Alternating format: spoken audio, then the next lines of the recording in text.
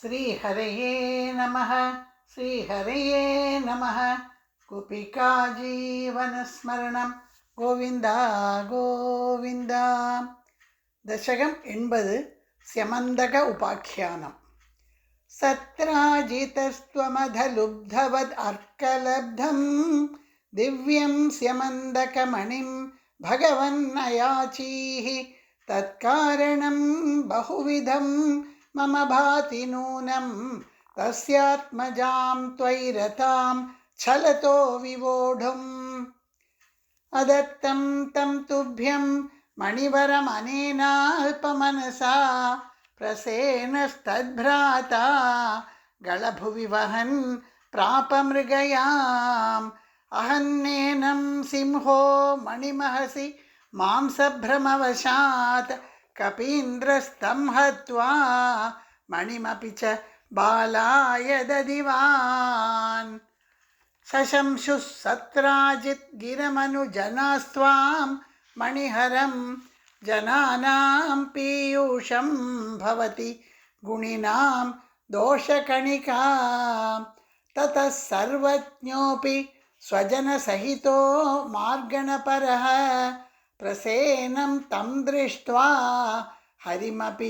गतो भूः कपिगुहाम्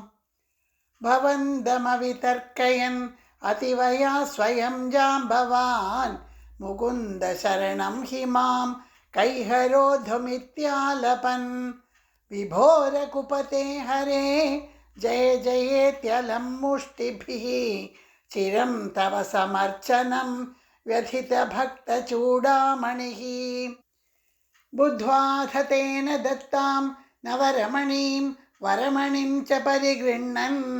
अनुगृह्णन् अमुमागाः सबदि च सत्राजिते मणिं प्रादाः तदनु स खलु व्रीडालोलो विलोलविलोचनां दुहितरमहो धीमान् भामां गिरैव परार्पिताम् अदितमणिना तुभ्यं लभ्यं समेत्य भवान् अपि प्रमुदितमनास्तस्यैवादात् मणिं गहनाशयः व्रीडाकुलां रमयति त्वयि सत्यभामां कौन्तेयदाह कथयाथ कुरून् प्रयाते हि कान्दिनेय कृतवर्म गिरा निपात्य सत्राजितं शतधनुर्मणिमाजहार शोकात् कुरून् उपगताम् अवलोक्य कान्तां हत्वा द्रुतं शतधनुं समहर्षयस्तां रत्ने सशङ्कैव मैथिलगेहमेत्य रामो गदां समशिशिक्षितधार्तराष्ट्रम् अक्रूर एष भगवन् भवदिच्छयैव सत्राजितः कुचरितस्य युयोज हिंसाम् अक्रूरतो मणिमनाहृतवान् पुनस्त्वं तस्यैव भूतिमुपधातुम् इति ब्रुवन्ति भक्तस्त्वयि स्थिरतरः स हि गान्धिनेयः तस्यैव कापथमतिः कथमीश जाता विज्ञानवान् प्रशमवान् अहमित्युदीर्णं गर्वं ध्रुवं शमयितुं भवता कृतैव